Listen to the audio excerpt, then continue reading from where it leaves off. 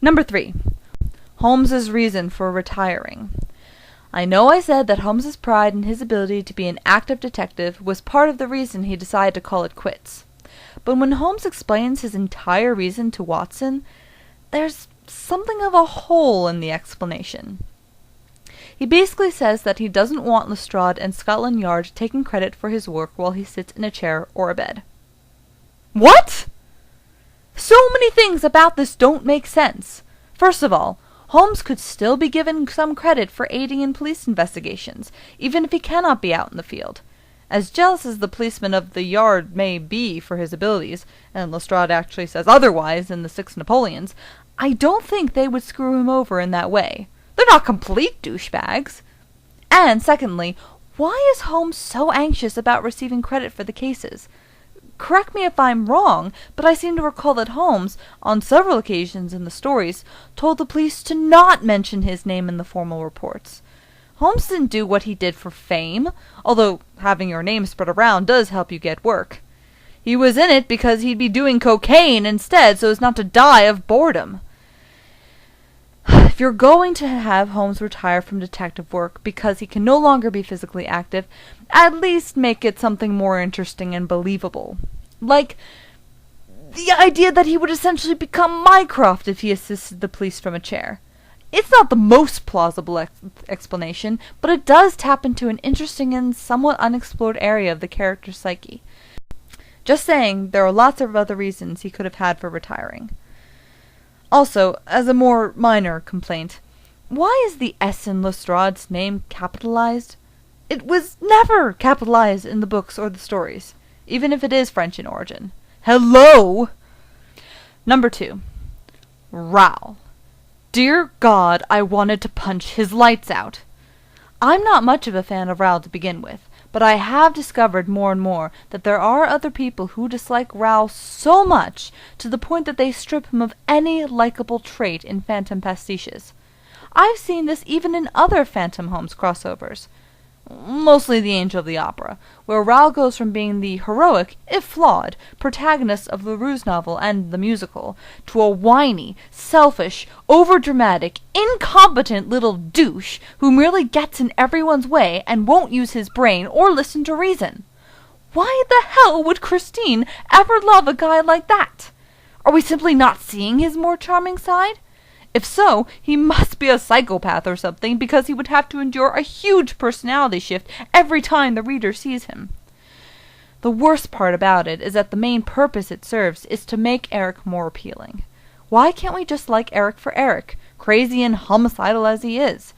If you want to read a Phantom story with a surprisingly likable Raoul, go read My Phantom by Constance Tamplin. It may not be the best Phantom reimagining, but at least I didn't want to shoot Raoul in the balls multiple times. The guy doesn't get any kind of redemption even by the end of the book. He literally does nothing but piss off Eric, Holmes, and even Christine, and makes the situation worse. I honestly was hoping for Raoul's neck to finally snap in the layer scene. What a waste, even for a spoiled fop. Number 1. The Andrew Lloyd Webber musical influence. I'm not just talking about the characters. Oh no! Some of the characters were actually quite tolerable in their musical forms, even if I felt they were underdeveloped, like Christine. Madame Giry was surprisingly interesting and strong in her musical incarnation, although the Leroux version would have probably been more entertaining and fun. But I'm not talking about the characterization. I'm not even just talking about plot. I'm referring to the oftentimes almost word-for-word recitation of lyrics in the dialogue of Phantom characters throughout the entire doggone book. Oh my God. Now, I understand that if you're basing your characters and even plot off a musical, there is the temptation to reference the lyrics as well, to show that you've really studied your source material through and through. But guess what? I don't want to read the musical libretto when I read a story about the Phantom meeting Sherlock Holmes. I wouldn't want to read it in a regular Phantom spin-off. If I want to read the libretto, I'd read the libretto. I'm reading this book to read something with original dialogue. Now, I will say there are a number of scenes that do have original dialogue, and that's written quite well. But guess what? Those scenes are either the ones with just Holmes and Watson, or they're scenes that deviate from the original plot of the musical. Every time someone said something that sounded even remotely similar to musical lines from the show, I wanted to smash my forehead into a table, repeatedly.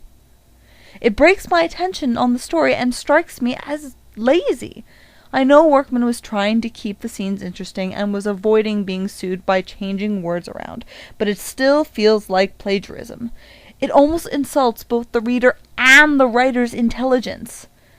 But the problem, of course, is that Workman decided to rely on the musical in the first place.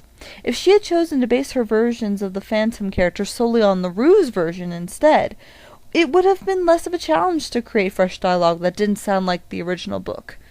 Maybe she chose to use the musical because it's more popular. An understandable reason, but still not strong enough to justify the use of lyrics in a novel. And then, in the Don Juan triumphant scene, where there actually is an opera going on that would require the original lyrics, she completely changes them! Why? I actually didn't mind. It was surprising and kind of refreshing. But why wasn't she doing that for the rest of the book? It makes no sense! Well, that's the gist of what I have to say for Rendezvous at the Populaire. My final assessment?